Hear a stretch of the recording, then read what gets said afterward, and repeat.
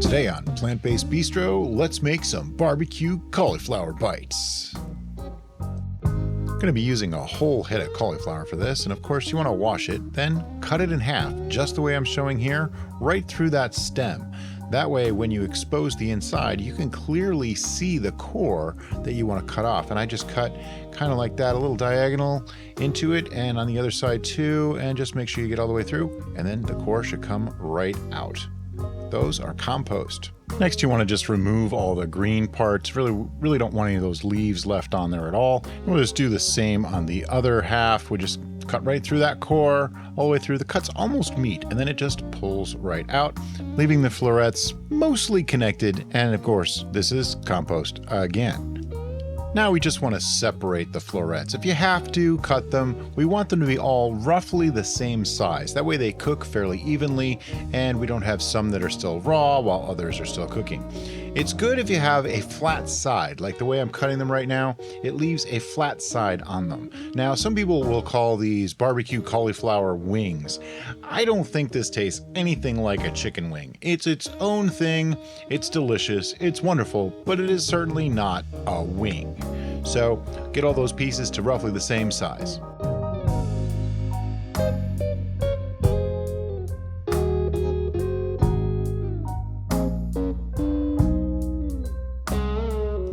Once we have them all cut up and we check the sizes, set it to the side. Time for step 2. In a bowl, use a 1/4 cup of tapioca starch and, that's probably too much water, but that looks like about 3/4 of a cup of water.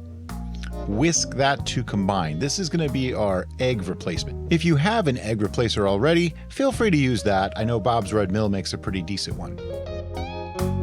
Next is another bowl of flour. It's about 1/2 cup of flour, some black pepper in there for seasoning. Also going to put in some salt, a pretty good pinch, about 1/2 teaspoon or so. What we are is seasoning this flour that's going to get dredged onto the cauliflower.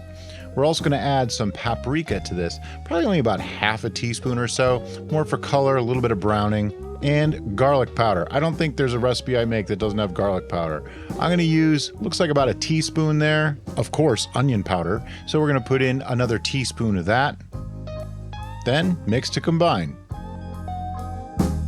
And last but not least, we have our panko breadcrumbs. This looks to be about 1/2 cup so far, and we're going to season that up with some garlic powder, another teaspoon, some onion powder, another teaspoon, black pepper, a few good grinds. I like to use a fine grind on that, and some salt.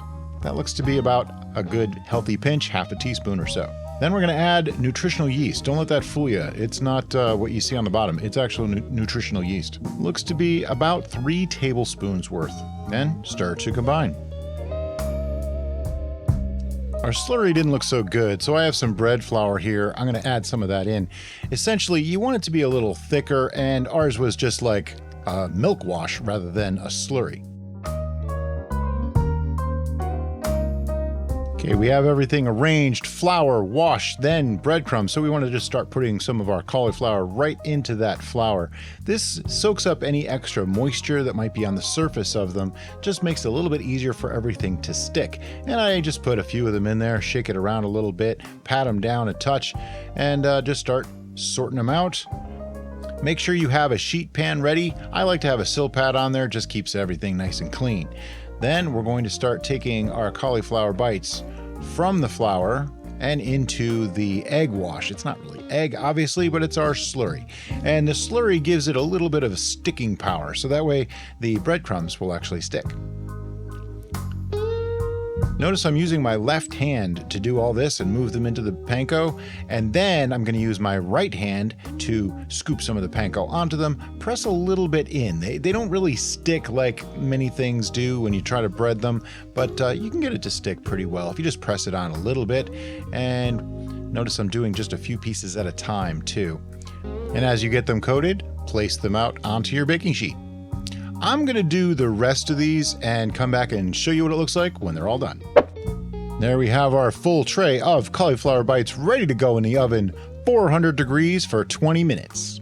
When the 20 minutes is up, take them out, and what we want to do now is give them all a flip. Use some tongs and give them a flip. Be really careful, the coating is barely stuck onto them at this point, so just do the best you can. They do fall all over the place, and since I probably put them on the flat side first, they might not have a flat side to go on now.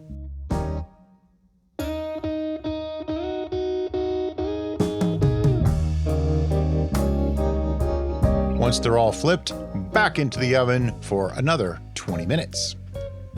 After 20 more minutes, you can certainly see they have some nice color. That's what you want. We don't want anything to be burned, but we do want to see some browning. Now, I like to push them all towards the middle of that tray. I want them as close together as possible without actually being piled on top of each other. Next, barbecue sauce, Sweet Baby Ray's, or whatever one you like. I'm going to just liberally apply it over the top. I'm just spraying it everywhere.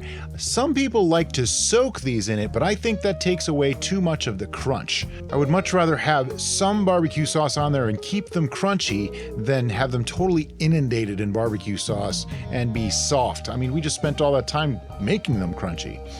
Keep in mind, you can also dip them in more. Now they go under the broiler for 5 minutes.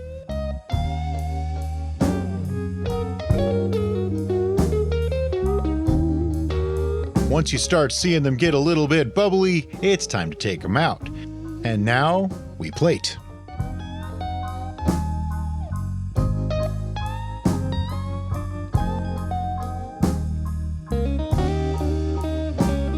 Our cauliflower bites are plated. Get a little extra barbecue sauce for dipping on the side.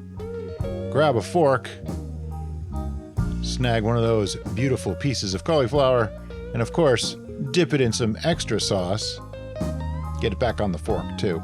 And then no video's complete without a taste. What is there to say, but these are amazing. So good, barbecue flavor, nice crunch, good texture. As always, full recipe down in the description. Thanks for watching, and we'll see you next time on The Bistro.